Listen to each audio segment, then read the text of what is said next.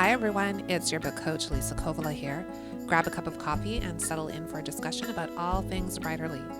I'm the author of Sister's Winter War and Surviving Stutthof, my father's memoirs behind the death cave, and I'm an author accelerator, certified fiction, and memoir book coach.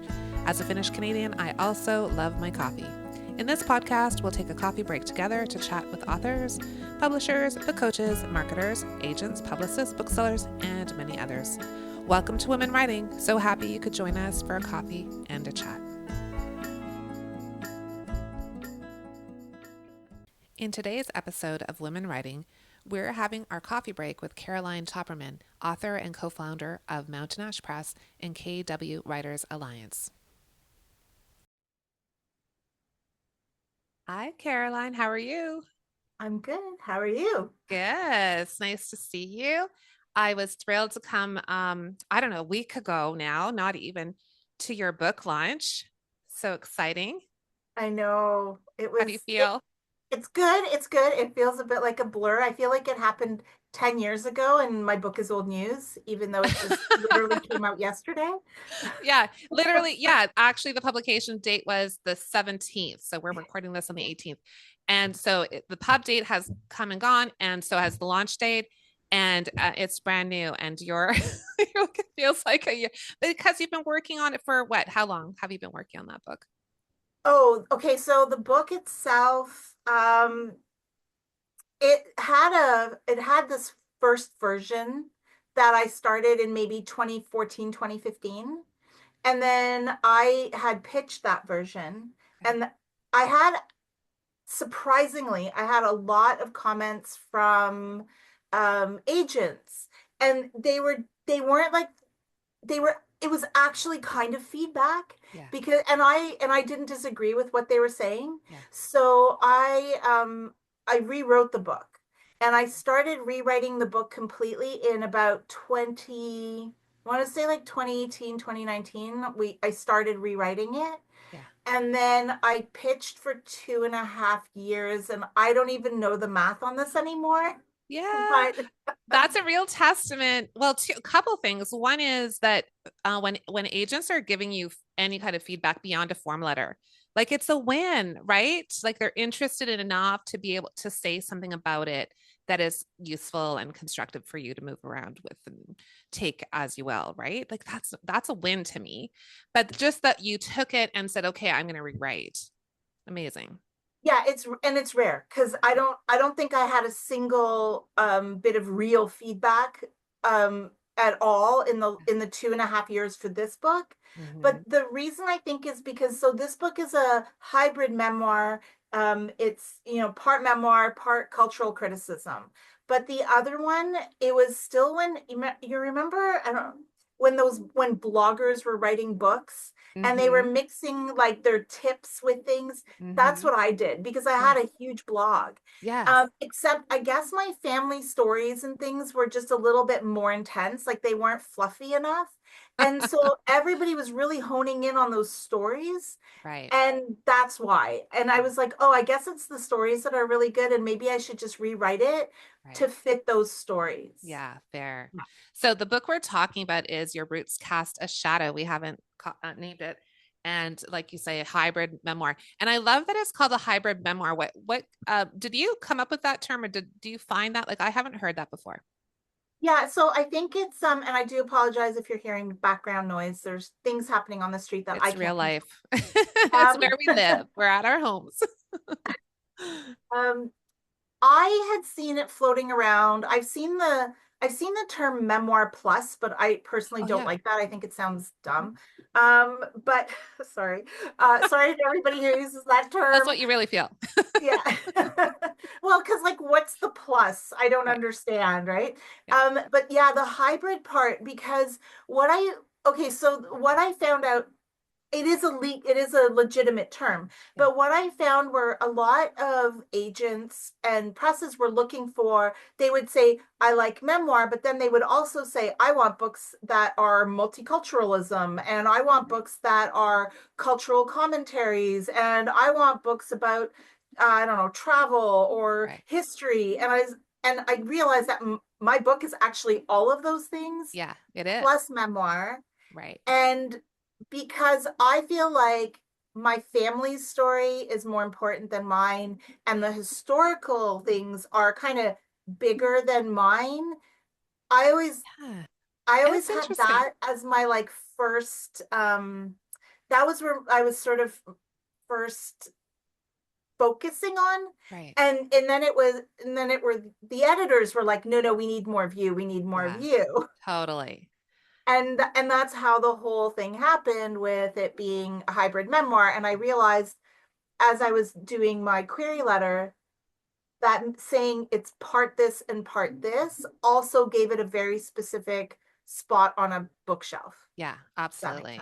And I love that idea that even though and I'm the same, I write often family stories as well, but you're the glue, right? You're the one who's, it's through your perspective, it's your eyes and your family stories, different generations, but really everything comes back to you and your understanding of those things and understanding how everyone's connected. And so like, that's what makes it so beautiful, I think, is your like seeing it through your eyes. I loved it. I hope everyone should read this Oh, memoir.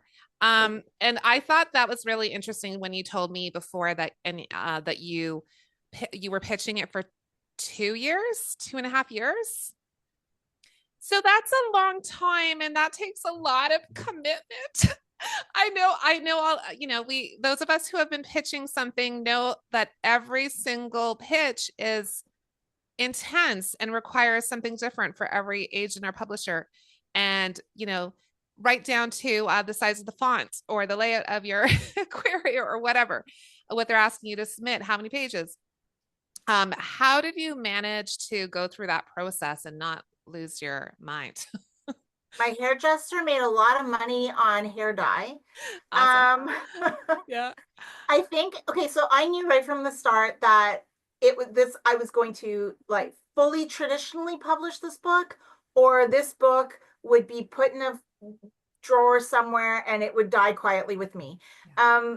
Like I had no desire to do it any other way. And not to be clear, I do not have a problem with people who self-publish or hybrid publish, or we'll talk Yeah. about that too. I Yeah. totally fine. But this book, I thought, no, I want a publisher behind it. I want people behind this book. Yeah. Um, and so I, I mean, I made the lists. I did the thing. I didn't really do I didn't have a dream agent. I had Okay. one or two that I knew from pitching the first one that I liked. Right. And actually one of them was very nice. She's like, this is a great story, but she told me that she had just failed to pitch something similar, to sell something Mm-hmm. similar. Mm-hmm. So it was a no, but she Yeah. liked it. Yeah. And I don't know, after that I just thought I'm just going to do it. And I did the research, um, and I just slowly went through it, and I would just do it in little Right. chunks. And then there Mm-hmm. was a moment within all that time that I took like a 3 or 4 month break Right. because, my skin is only so thick. Mm-hmm. But actually, the best part of this, and this is where I laugh at it now, and I sort of laugh at myself for being so intense, and I will laugh at anybody for being so intense about it, for overthinking it, because I was already kind of at the end. I was like, okay, I'm ready to put this book away. Mm-hmm. And I was actually looking at agents, um, for a client of mine.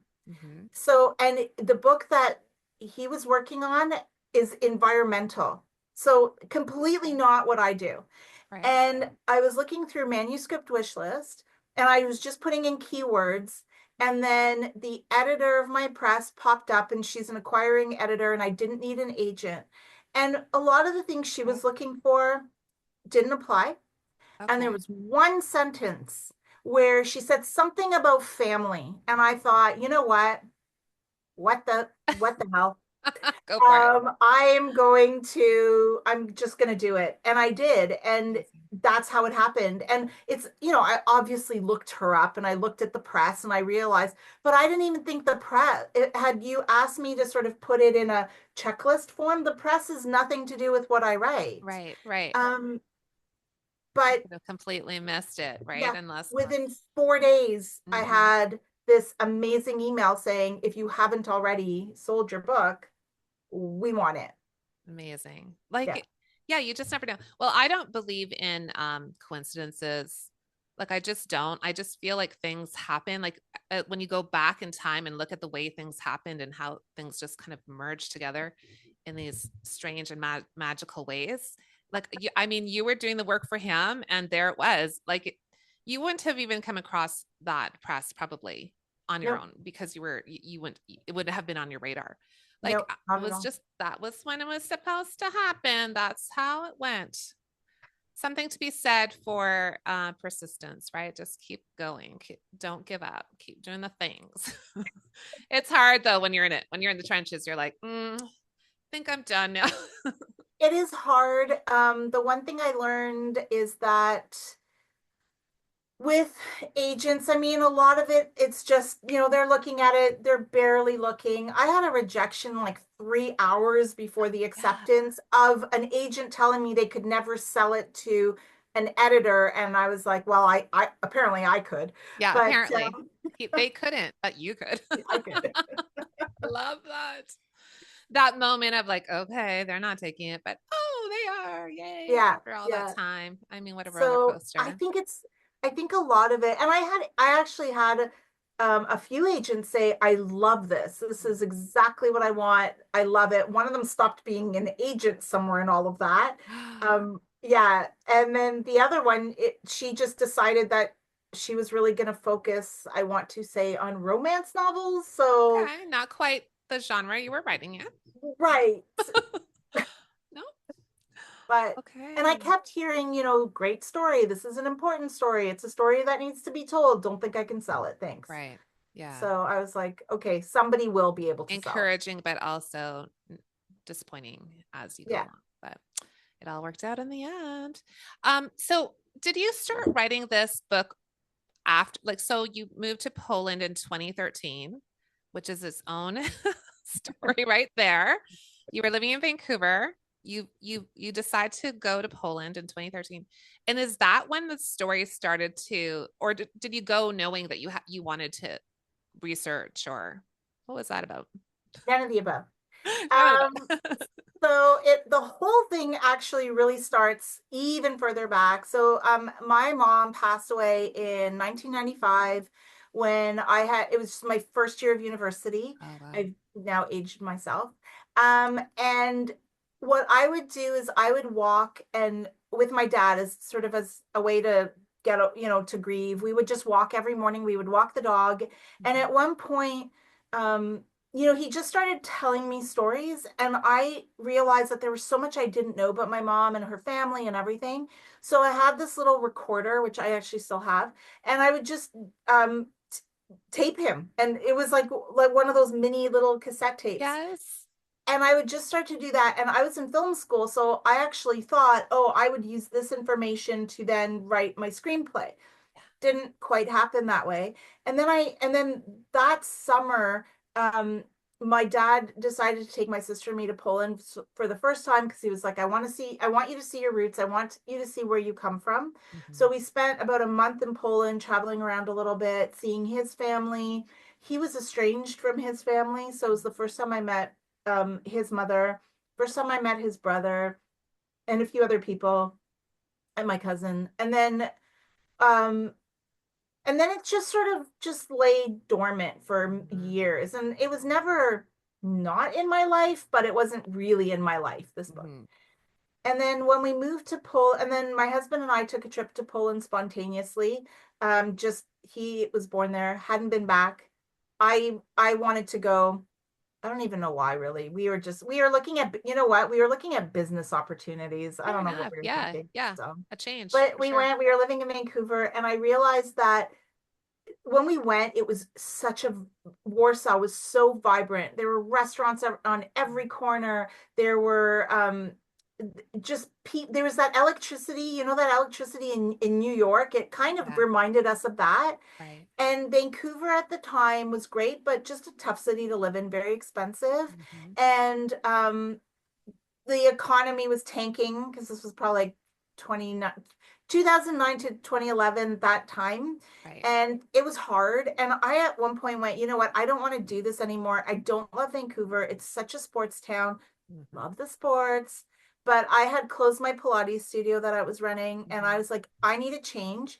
Yeah. And I don't know. I was just like, what's the worst that can happen if we try this? We Hmm. come back with like, our tail between our legs a year or two later, and it Wow. didn't work out. Yeah. Um, so it took me a year and a half to do our passports, and then we moved.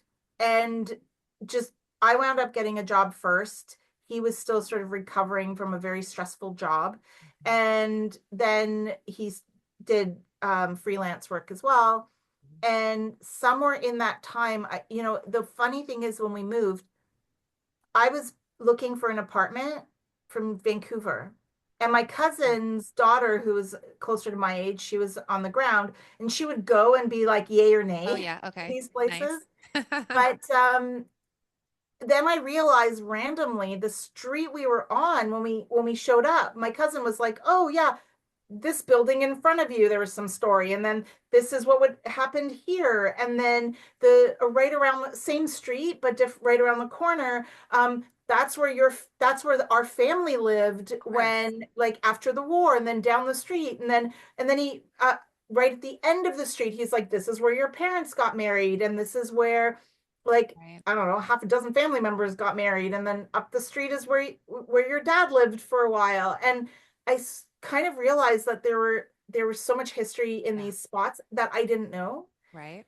We lived next to a library where during the war books had been burned by the Nazis on Yeah. the library steps, and there's a plaque that says that.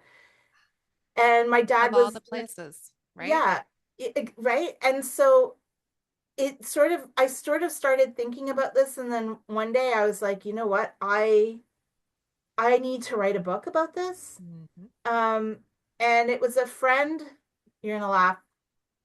So I was taking a course by a blogger. Okay. The course was based in Australia, and my friend lived in Pittsburgh in Pennsylvania, and she was taking the same course, and that's how we met. And then after the Um, course ended, we just stayed in touch. And one day I said, hey, I think I should write a book. And she's like, do it. of course. And I did. Of course. Of course. Yeah. Like I say, no coincidences. Yeah. Yeah. Of all the places in Warsaw, right? Of course. Yeah. Of course you'd end up in that neighborhood, right? Exactly. I don't know that you would had you planned that if you had said, "Hey, Dad, where where did you live? I'm going to try to live in that neighborhood." Probably couldn't find a place, Yeah. Right. but Exactly. the way it Exactly. works out, amazing. So tell us a little bit about the story because it's sort of intergenerational. You're sort of the thread that binds it all together. How I know it's so such. I hate getting these questions like, "What's your book about?" But you know what Um, I mean. Tell us I a little do. snippet. I don't have to pitch it because I'm done No, with that part. I can just that's right. explain it. Yeah, that's right. Exactly. Um, No, no, there so this is very casual, no pressure. We're it just having spans, coffee, Caroline. yeah, that's right. I need my coffee. That's right. It spans my sort of start to finish, it spans my 4.5 years in Poland. Yeah. And my thread is me discovering this culture that, I speak the language, but I didn't grow up with that Polish culture. Mm. Actually, my husband had to explain a lot of things to me when we got there. And then also, I just didn't know just customs and things like that that are to me were foreign. Uh-huh. Um, I hope I make fun of myself a little bit too, because I realize that some of the things were, really I should have known better. No, Um, but I love that. That's so human and it is humorous. Like there's a lot of, Good. historical dark details, Right. but there's this levity as well, which makes it Good. highly readable. Good. Yeah. Um, yeah, and then so what I did is it was the writing from a writing point of view. This was hard. I really had a hard time doing this. The first time I finished this book, I think I had 42 chapters because I had to like divide them up into little chunks for myself and Mhm. then realize what could go together. And then even after I submitted it, I still had to go and physically rearrange chapters. Yeah. But yeah, and so then what I do from there is I look out at family members and sides of the family. So my dad, they survived the Second World War in Afghanistan, and that was always a big part, strangely a big part of my life growing up. Mm. Um, and even though I didn't know my grandfather, my dad's father, um, just the stories of the fact that they built the road from Kabul to Jalalabad, all of that, or started, Mhm. um, that was always part of our conversation. Mhm. And I sort of look at my other grandparents, my mom's parents, and even though I knew them, and my grandmother actually died while we were living in Poland, so she died in 2015. Mm. But she never talked about their experiences during the war, and they were Polish Jews, and they had to physically flee the war Yeah. as the Germans were uh, encroaching onto Lvov, which is now Lviv, but then Poland, whole Mhm. other story. Mhm. They were a day or two ahead of the Nazis, and they took those cattle trains out of the country, Yeah. and they survived the war in Uzbekistan, in Tashkent.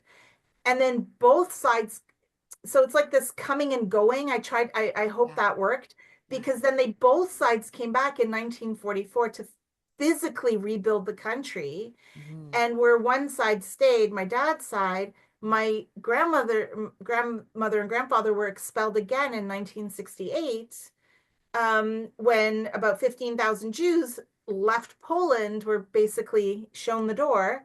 Mhm. Um, and then, so it's this like my constant migration and movement. Yeah. But then I couldn't leave my parents out, who at the time were in, my mom was in Paris. My dad was in Baghdad. My mom went to Baghdad to meet him, to be with her husband, and then back to Paris, and then Sweden, and then Canada. So it's like this. Um, so I tried to. I don't know, like the whole thing. I tried to keep weaving this basket, I guess, Yeah, of absolutely. stories. No, and it is complicated and there's a lot of movement, but you tell it so beautifully. It is easy to follow. And it's just reminds us all of, where different generations were and during those difficult times and the choices that they had to make and whether they chose to leave or they whatever, the circumstances are so varied, but um none of it's easy. And here you are going back to Poland and encountering history, and it's in kind of a visceral way. Like it's pretty amazing. You ended up coming, well, you were born in Sweden, I think. Yeah, Yes. yeah, And then you end up, the family moved to Canada after. yeah. Part of it. My mom's brother Mm, moved yeah. a few years before my parents. Mm, And my grandparents, because everybody wound up in Sweden. right. And then my grandparents never moved to Canada. They didn't, I'm sorry, I'm lying. They did, but after. They first moved because my grandfather's family moved to Germany. Right. There was quite a few Poles that went. So they moved to Germany for quite a while. And then my mom pulled them over to Canada as well. Yeah. Nice. Yeah, Yeah. Yeah. Yeah. Yeah. No, it's just like a thought. And I mean, we won't get into this, but there's so many, when you talk about Poland and just the family stories, it brings back a lot of the stories my dad told me when he was of course. imprisoned in Poland. And I was trying to think about when did I go to Poland to do some research. And I think you might have been gone by then. I think I was Oh, more like 2017, but no, like I I pretty was close. there. I was there. Oh, Carol, why didn't we know We each didn't know other each then? We could other. have like gone for coffee in real I life in know. Poland, I in know. like Sopot or something. Or on, Yeah, well, that's in Sopot is where my it's and okay, so I'm gonna cut you off and take this in a whole other direction, yes, but please do. this is where, so okay, so my dad's family, by way of they when they left Afghanistan, they went to Moscow, and then they went to Lublin, which was where the Polish government had reformed. Okay. Mhm. And then from there they went back to Warsaw, because that's where, the biggest city there, that's what they where they were going to be, but there was no food. Right. and they had my dad and my uncle, so two small boys with them, and the city was just complete rubble everywhere. Yeah. And there was no food. There was no way to get food. There's no way to feed the family. So they wound up traveling. Um, I mean, that's a whole there that I don't know if you read that part yet, but that's a whole thing about how they got up there. But they went up to Sopot, and to Gdańsk, so it's the Tri-Cities up Yeah. there. And they lived in Sopot, and because there was food, because that is on the Baltic. So at the Mhm. very least, we have seafood.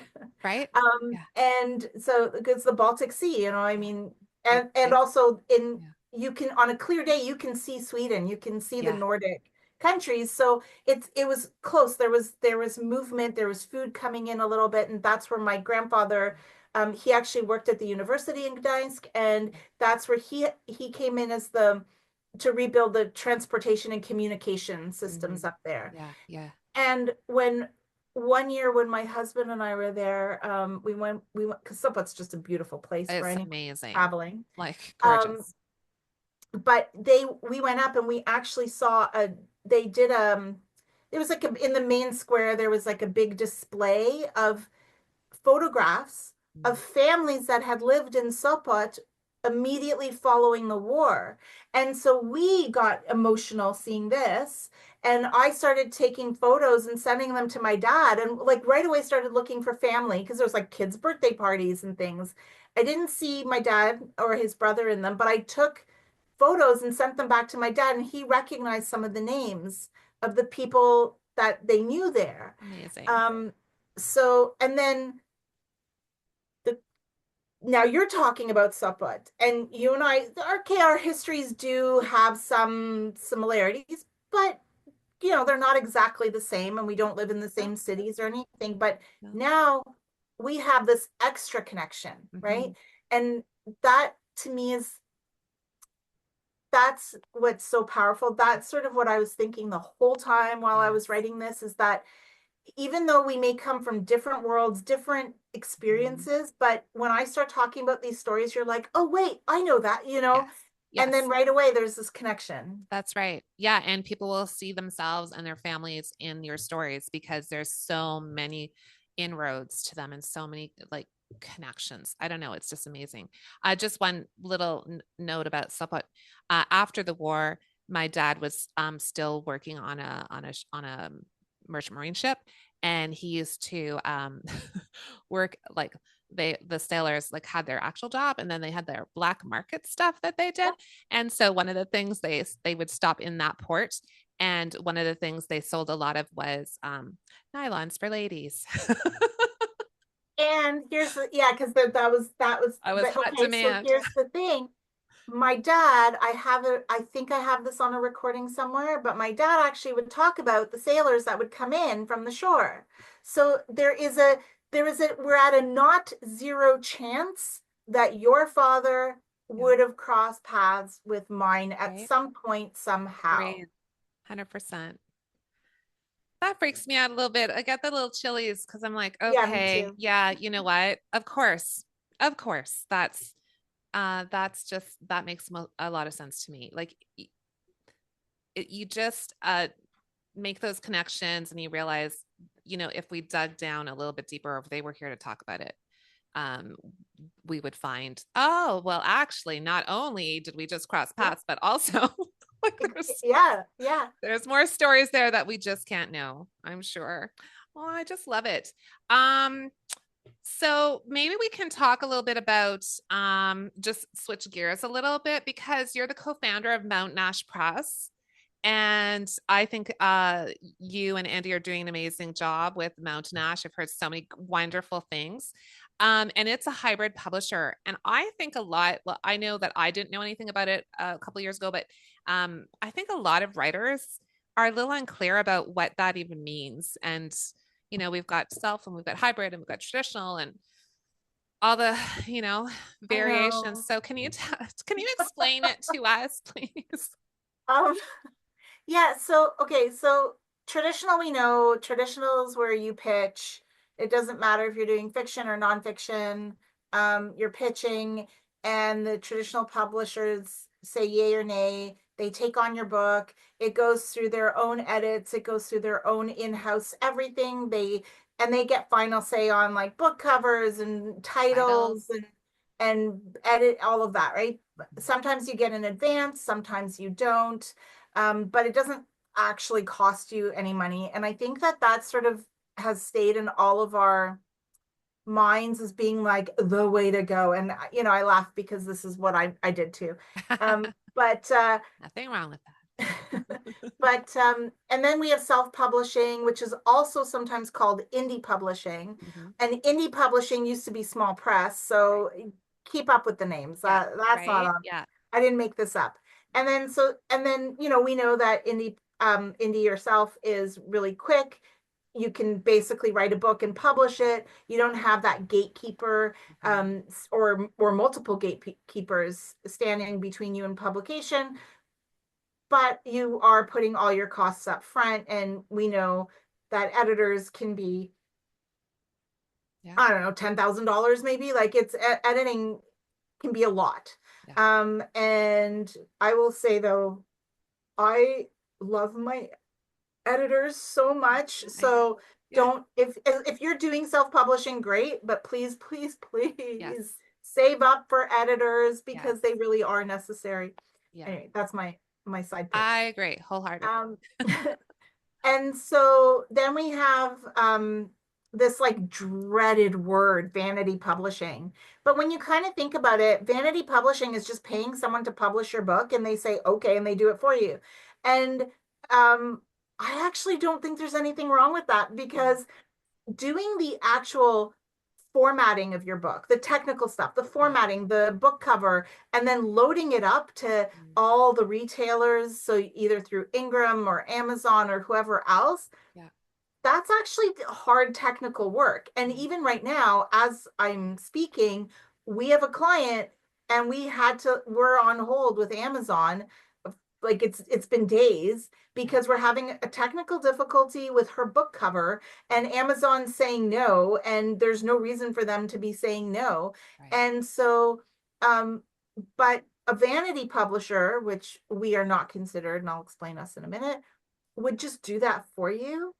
Right. And so, to me, I don't personally care. Like, if sometimes That's what people that's want. what you do. I think it's just like a bad word that's sort of entered our psyches and we can't get away from it. And if I look at Facebook groups, there's constantly people saying, don't go with a vanity, don't do it. Right. Really, at the end of the day, you could have a brilliant book put out that way. Yeah. And I feel like it's a really outdated term. I think it came Yeah, out at the beginning of this sort of self-publishing venture. And I it was agree. backlash from traditional publishers and traditionally published authors who were like, no, you can't do that. But, we've come a long way since then. I agree. And let's be perfectly clear, there are some books that, like, for example, romance novels, cozy mysteries, like some fantasy, that are actually do better if they are self-published instead of traditionally published. They make more money. And if you are thinking of becoming an author where you just want to make money just off your books, you actually don't want to traditionally Yeah. publish. You Agreed. want to self-publish. Because Yeah. there are ways to do this. Yeah. And then I think so within all of that, these hybrid publishers popped up. And basically what we do now is we split the cost with you. So, certain things you will have to pay for. So our editing, yes, you have to pay for that. But then we will cover other aspects of it. And so we have like this marketing package that we do for our authors, but we cover that. We don't charge you for that. We do marketing for you. Or we help you, we walk you through it. Yeah. And then there are other costs where we will not take them. So then we do a royalty split with our authors. So we're all chipping in. We all have a say. Yeah. We all have an emotional attachment. Yes. And then and then at the end, and then for us specifically, and everyone is different. Yeah. She Writes Press is like a big known one for people to check out. but we only keep our royalty split. The way for us it works is the author retains 80%, we take 20. So we actually flip it from what a traditional is, because Right. traditional is usually the opposite. Mhm. And then and we only have it for 2 years. Okay. Yeah, And then, that was that's because we interesting. also don't want you to, like, we don't want to be in bed with you for the next like Yeah, yeah. 500 years with your book. So And then you yeah, can go and do your thing. No, that makes a lot of sense. If I think about self-publishing, one like I self-published originally before my book became traditionally published. And what's nice is you do have complete control. But yeah. like you say, the upfront costs are a lot. And then I mean you're hoping to at least break even or maybe do a little bit better than that. But I love the hybrid model in the sense that it is a real partnership, I think, Yeah. between the author and the publisher. And so I think the author has a lot more say. Like if you're really wanting that title, or you're going to have, do they have a say in the artwork, for instance, on the cover, you know? So we, like, for us, for example, cover, we will tweak titles a little bit. So one client, a book that came out, great book. It's called Too Much of Nothing, but we gave her a subtitle. And Okay. actually, to be honest, though, my publisher kept my title too, because Your Roots Yeah. Cast a Shadow was my title. And then they just added One Family's Search Across History for Belonging. Right. Yeah. Yeah. Yeah. Yeah. Yeah. But and then so what we do for the cover for ours is we give them just a questionnaire, like, what do you like, what do you not like? We do a Yeah. whole thing with them, and then we send it off to our designers, and our designers come back with like one or two Yeah. ideas, and we do our own research too to see what sells and to the things that clients don't look at, because Right. I never You looked at wouldn't this. even think of it. What does your image look like as a tiny thumbnail on Amazon, because it has to look good there too, Right. Of right? course. I mean, I No wouldn't one think of thinks that. of that. So we think of that. We do research for their I don't know, the tags for their book, right? Mhm. How it's positioned. Yeah. Yeah. Yeah. Yeah. No, and I think like there's and in traditional publishing, there's also a partnership too. And depending on the size of the press, like a smaller press, you might have a little bit more say, depending. If you have an agent involved, that's a whole other layer of discussion. So, I mean, it's just that there's more choice now, I think. Yeah. And not one thing is better than the other. It may have to do with your publishing goals or where you want to see that book land in the world. Self-publishing, it's hard to get out wider field, but it can be done. It's probably a full-time job is the promotion part of it. Well, that's it. Like that's the thing. You have to think. I mean, even now though, like I had to flip my thinking of, okay, I'm not the sensitive writer now. I'm a business person and Right. I have to think about, but even I'm doing a lot of that myself, and I have a publicist here, Yes. and I'm working with the publicist there, and I'm trying to move all the pieces together to get it out. But like Andy, she made a living off of writing cozy mysteries, self-publishing them, and Yeah. she did better, with that than a lot of authors do with traditional publishing. Yeah. So, For sure. Yeah. yeah. So yeah, it's not, yeah, it's really evolved over the years. And I feel like that Yeah. people should investigate all of the choices for themselves and what it is they want to do. On that note, what are your, do you have any advice for writers who they've finished a book? I'm done, quote unquote, because I are was you going to say, done? you're You're not never really really done. done. Are you ever done? I feel like it's never done. It just gets into print and you can't change it anymore. They don't let you. Yeah. Although actually what I have done is in my own copy, just change some words when I'm reading, or so it's not even done then. I'm like, oh, I don't like that one. Change that. Shh, no one needs to Um, know. I know, mine was accepted for publication, and I wound up having to write about 10,000 words Yeah, like extra. So yeah. I don't know, done It just keeps maybe. going. Um Yep. I think, but I think I had somebody say this to me, an editor say this to me years ago, and she looked at my book, the like that first one, and she's like, is it perfect? No. Is it good enough? Yes. Yeah. And I sort of tried to remember that, because it is hard. You want to go back. Actually, I'm lying. I don't even like to look back at it. I was like, I don't want to even know what I wrote. Like, it's fine. Let it go. Let it That's go. right. It's okay. But but yeah, but I think that you have to remember at some point it's good enough. And unless there's like a horrible mistake, really people won't know, people won't care, and it won't matter. And you That's right. have to let it go. And I know, like I work with like you do, so many people who do not want to let it go, who do not want to put it out in the world. Just one more thing, just one more thing. I have a friend who she wrote a memoir, and the ending that she has is not the ending that now is happening. And I was like, yeah, but your Oh, memoir still has to end. It's still a moment in time that you're yeah, capturing, not your whole life, because then it's an that's right. autobiography and really nobody Yeah, cares. nobody wants that. Yeah, right. So like maybe after you're dead, I don't know. But so No. I think that I think that it's it has to at some point be good enough. Hmm. And then what I would say is start, so I'm a big fan of doing a proposal for your book even before you're finished, and even if it's not technically nonfiction. Okay. Like for historical fiction, especially, yes. Okay, maybe not for a romance, Sure. but Gotcha. I because when you start thinking about how you would sell it, when you start breaking that down, when you kind of take your overview and that whole question of why it matters, Yeah.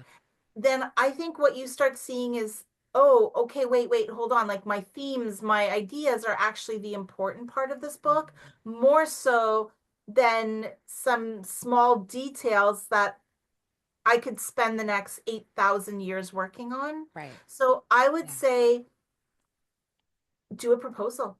And it doesn't have to be it doesn't have to be Yeah. complete, and it doesn't Yeah. have to be you can do it all in like Yeah. bullet point form, whatever. It doesn't have to be like beautifully written, but start looking at your book like an agent and a Mm. marketing person would. That's brilliant.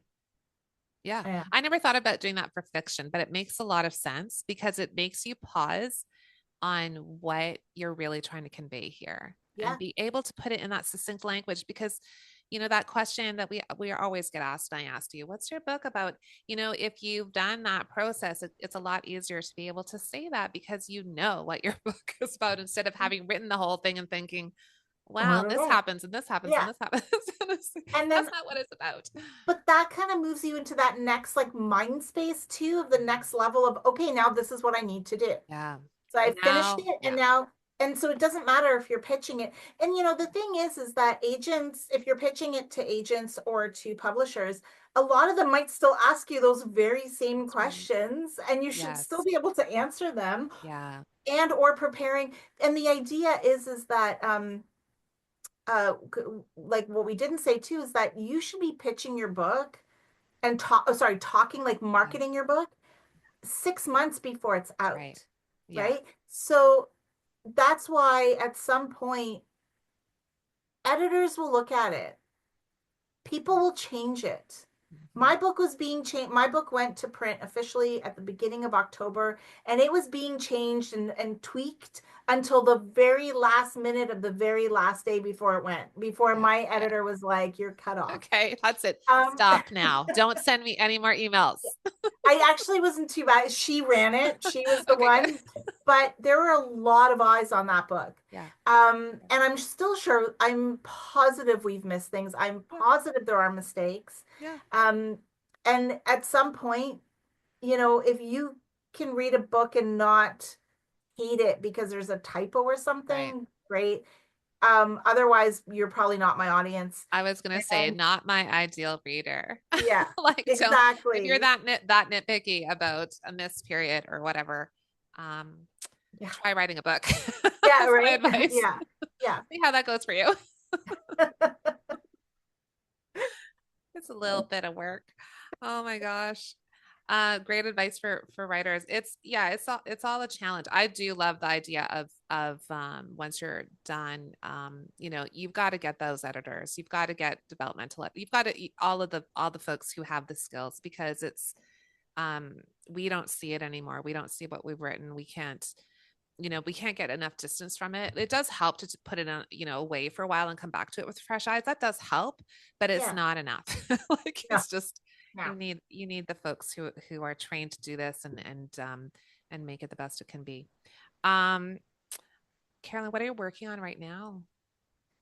So while I was writing this book, all these other family things just Of fell course. in my lap. Magic. And actually, I got a lot of them. I went to visit my dad's brother in Poland 2019, just, not long before the world shut down. And when I showed up, he's like, I have all these things for you. And Wow. I was like, great. Still in the middle of all of that, but I was like, okay. And I didn't really look at them that much, but I think him and my dad really, really wanted me to have information about their family because I was working more about my mom's family. Hmm. Hmm. And when I finally looked at it, I realized that my dad's father Hmm. had written 38 pages about actually building that road from Kabul to Jalalabad. I also had letters, which I already knew I had, between him and my other grandfather, because they were both engineers in Poland, so they Yeah. knew each other. Lovely. And also my same grandfather, paternal grandfather, had collected maybe a dozen or more Afghan fairy tales Oh, wow. and everything's in Polish, so I've been translating for a while. Hmm. And so it's still I'm still working out exactly what it is, but I Yeah. think I got it. I had a little That breakthrough just before we is, got on a call. oh, that's so Um, and so I'm kind of examining memory. As you know, my father passed away this summer, so I don't have his memories anymore. So I'm trying to take all these like lost stories, I guess, Mhm. and pull them back to see what I can piece together out of this, and to look at how stories, if they're passed down enough, do they become folk tales? And then uh, I love that. Did you see me do that? Sorry, I did. my face reveals everything. I If you're know, listening, same. I just have these You expressions. I'm know, sorry. I I've have learned that that now problem. that I make the weirdest faces, but like that is beautiful. Like, yes, right? Yeah, so are they, because I know like some of the stories that my dad talked about, my dad was one of those storytellers that would just repeat the same story for years and years and years. Yeah. But now they feel like I'm repeating them. So, so I feel like they've now become like the family lore now is a folk tale in the Right. family. Yeah. And how memory affects that. And then this theme of road building, and so I'm really focusing on these Afghan stories Yeah. and my family's time there Mhm. with me discovering all of this. Amazing. I don't know. Oh, That was a I very love this complicated whole answer. thing. I can't wait to see how it builds and transforms over time. Does this mean you're doing a little travel trip? How's Afghanistan right now for travel? Is this Yeah, I'm on the next plane to let's Afghanistan, just go. gonna show up. I did have somebody ask me that. I literally had someone say, "So are you planning on going?" I'm like, no, Have you no. been watching the Yeah, like women aren't even allowed to talk. nobody So nobody no, even hard wants pass. to, yeah, But they're I not do paying work with attention to anything. exactly. But So I do actually work we with can it. help. For this book, I actually met an Afghan scholar, writer. He's living in exile in Oh, Canada, and I am using him for some of the translations. yeah, yeah. And it's actually really interesting because I have some stories that he gave it to his friend, but Mhm. his friend commented in the margin, and the margin comments are almost more interesting than the story itself. I love So that. I'm trying to figure out how to use that, and then he has people on the ground who Okay. can look for information, because I was trying to figure Okay. out if I could get either some photos Yeah. or just some newspaper articles of when my family was there, because we hear a lot about the Americans and the British, but we don't Right. hear much about like this weird group of Polish people. Right. Right. Right. Um, and so I teach at an underground Afghan school for girls too. I love that. So I'm just trying to keep that, I don't know, Yeah. Afghan sort of spirit Yeah. But connection. culture close Yeah. while I do this. That's so great. Oh my gosh. This is like, okay, go write that book now. Yeah, Snap my thanks. fingers. Can I take a break? Can I take a breath? A little take a breath. You might want to just keep talking about this beautiful book that you've written, and I hope that lots of readers pick it up because it's just gorgeous, and there's something there that helps you, I don't know, revisit your own memories and your own past and your families and the complications. Like, we can often think back on family histories and think about the lovely, nice parts, and forget about what life was really like, and Yeah, the challenges that they faced. And sometimes I think I have nothing to complain about, right? I Like, it know. just puts Yeah, everything into perspective. it really does. My life has been pretty good. Yeah, Uh, right. And yeah, thanks to them for everything they did for yeah. us. It was so amazing to chat with you. I love having our conversations. We only met a couple years ago through our Author Accelerator, and you're a certified book coach too, and you Yes. work with authors. And that was so delightful when I first met you. I'm like, oh, I have things I want to ask you.